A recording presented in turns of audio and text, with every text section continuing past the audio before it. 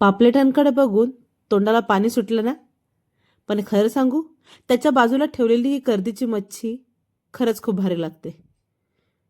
माझाही पहिलाच अनुभव होता. मग मस्त एक कर्दी घेतली आणि मावशीला कापायला सांगितली.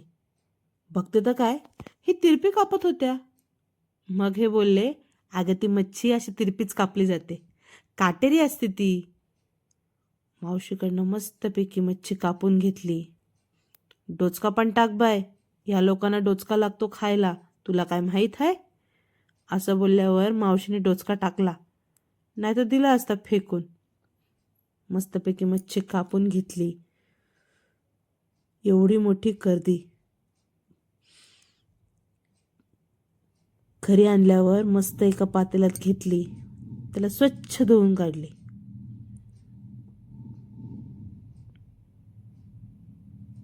बघते तर काय, अरे हिला गाभोळी आहे. आज तर लकी ड्रॉ लागलाय, गाभोळीवाली मच्छी हाती लागले. आज काही खरं नाही, राजांची मजा आहे.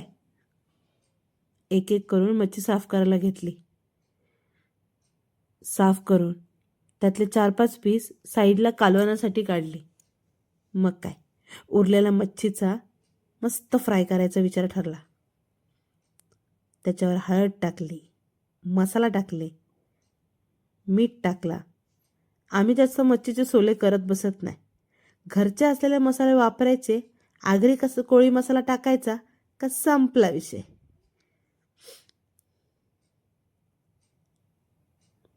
मस्तपैकी मीठ, लाल तिखट, हळद टाकून झाल्यावर घेतला आगरी कोळी मसाला. तो पण मस्तपैकी फिशला लावून घेतला.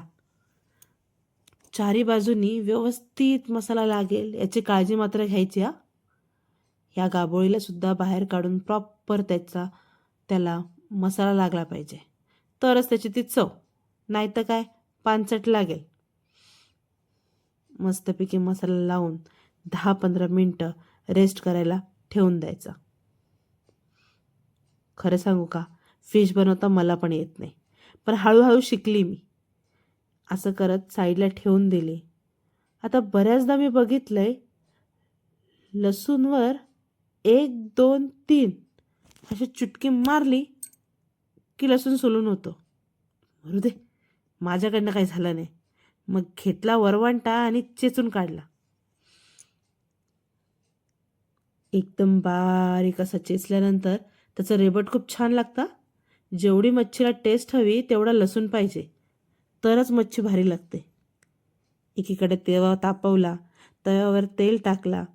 तेल गरम झाल्यावर मस्त लसूण टाकायचा, थोडासा लालसंग होईपर्यंत ठेवायचा.